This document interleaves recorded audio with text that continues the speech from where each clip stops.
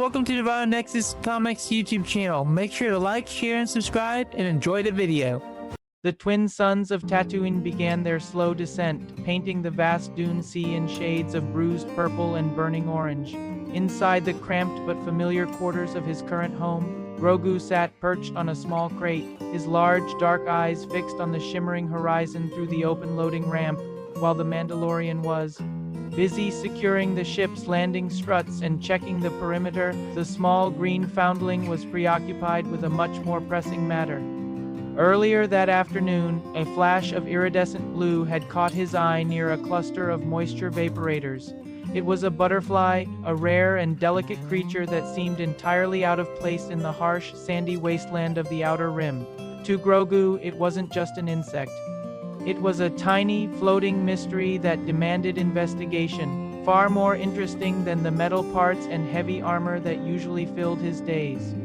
Seizing a moment of silence while Din Djarin was distracted by a group of chattering Yawas nearby, Grogu hopped down from his perch with a soft thump. His oversized robes trailed in the sand as he waddled determinedly away from the safety of the ship. The heat of the desert was fading, replaced by a cool evening breeze that carried the scent of dry sage and distant spice mines, urging him further into the dunes. His first challenge appeared in the form of a disgruntled scurrier, a rodent-like scavenger that was busy guarding a small cache of desert fruit. The creature hissed, baring its tiny teeth to defend its prize from the intruder.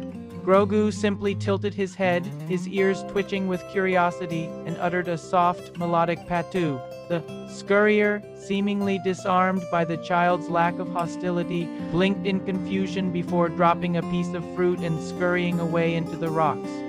Continuing his quest, Grogu finally spotted the blue butterfly resting peacefully on the leathery snout of a sleeping bantha.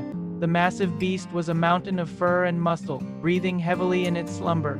Grogu approached with caution, holding his breath as he reached out a tiny, three-fingered hand toward the shimmering wings, marveling at the way the blue light danced against the bantha's dark hide.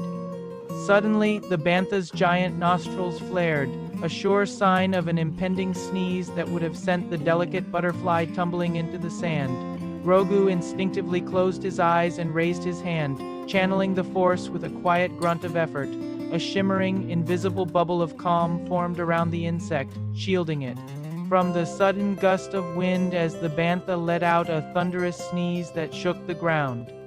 Just as the butterfly took flight once more, a dark shadow stretched over Grogu, accompanied by a low, guttural growl.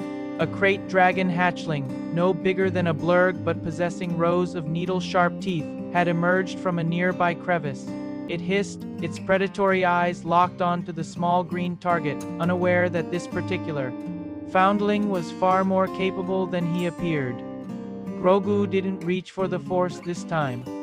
Instead, he reached into the deep folds of his robe and pulled out his favorite silver shift knob ball. With a mischievous glint in his eyes, he tossed the shiny object into the air, watching as it caught the light of the setting suns. The hatchling, distracted by the glittering prize, immediately abandoned its hunt and went tumbling after the rolling ball, disappearing into a deep burrow.